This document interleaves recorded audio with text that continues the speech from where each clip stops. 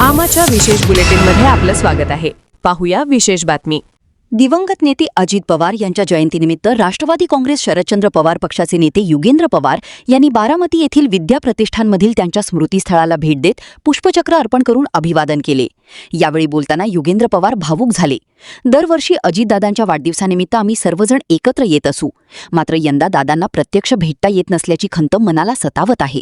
त्यांच्या जाण्याने बारामतीवर मोठी पोकळी निर्माण झाली असून संपूर्ण बारामती पोरकी झाल्याची भावना आहे, असे त्यांनी सांगितले. वाढदिवसाला आम्ही सगळे भेटायचो, इथं काटेवाडीला ते यायचे आणि आम्ही सगळे जमायचो. आज असा पहिलाच त्यांचा वाढदिवस आहे, आम्हाला त्यांना भेटता येणार नाही. आज सुद्धा विश्वास बसत नाहीये की अशी दुर्दैवी घटना घडलेली आहे आणि काका आता आपल्यामध्ये राहिले नाही. माझा वाढदिवस असताना ते मला फोन करायचे, त्यांचा वाढदिवस असताना मी त्यांना एखादा मेसेज करायचो, कारण ते कामात एवढे व्यस्त असायचे की फोन आता काय उचलतील नाही उचलणार सांगता येत नव्हतं. त्याच्यामुळे एखादा मेसेज किंवा जर भेटले, जर इथं कुठं आजींकडे आले तर मग आम्ही भेटून त्यांना शुभेच्छा द्यायचो. सुरुवातीचा काळ फार अवघड गेला, कोणाला विश्वासच बसला नाही की असं काहीतरी झालंय. मी तेव्हा बारामतीतच होतो, लगेच मी तिथं विमानतळावर एक 10 मिनिटात पोहोचलो. सगळं बघितल्यावर मनाला वेदना झाल्या. सगळे बारामतीकर तिथं जमलेले. आज पण कुणाला विश्वास बसत नाही की दादा आपल्यामध्ये आता राहिले नाहीत. बारामतीमध्ये त्यांनी एवढी कामं केलीत, पुढच्या 25 वर्षाचा 50 वर्षाचा विकास डोळ्यासमोर ठेवून पवार साहेबांच्या मार्गदर्शनाखाली ते तशी ती कामं करत आलेत.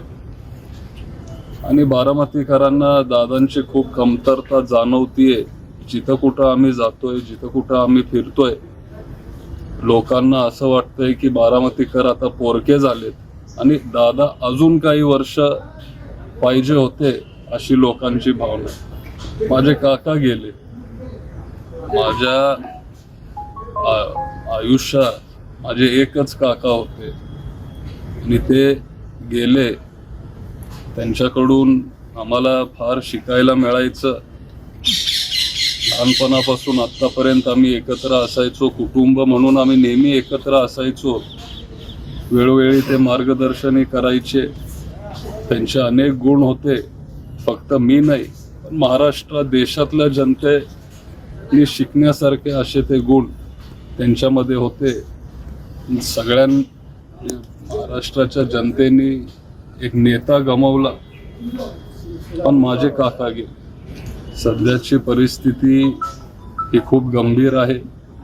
काल पण आदरणीय साहेब, सुप्रियाताई, उद्धव ठाकरे साहेब, आपले अरविंद केजरीवाल साहेब परवा गेले, अखिलेश यादव तिथं होते, राहुल गांधी, प्रियंका गांधींनी तिथं वरती त्यांच्या पंतप्रधानाच्या घराच्या बाहेर आंदोलन केलंय.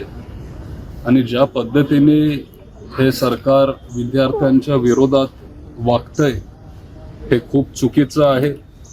लोकांना अजिबात ते आवडलेलं नाहीये. आणि विद्यार्थी त्यांच्या हक्कांसाठी तिथं आंदोलन करत असताना जर त्यांना तुम्ही मारत असाल, जर टिअर गॅस त्यांच्यावर टाकत असाल, जर लाठीचार्ज त्यांच्यावर जर तुम्ही करत असाल, तर याचा जाहीर निषेध आम्ही करतो. हे खूप चुकीचं आहे. हे जर आता थांबलं नाही तर हे आंदोलन देशभरात पसरायला वेळ लागणार नाही. ती सगळ्यांचीच इच्छा होती. सगळं नेतृत्व हे दादांकडे जाणार होतं. तुम्ही पण सगळे पत्रकार आहात, तुम्हालाही सगळं माहिती होतं. अनेक मीटिंग झालेले आणि सगळं ठरलेलं. पक्ष दादांकडे जाणार होता.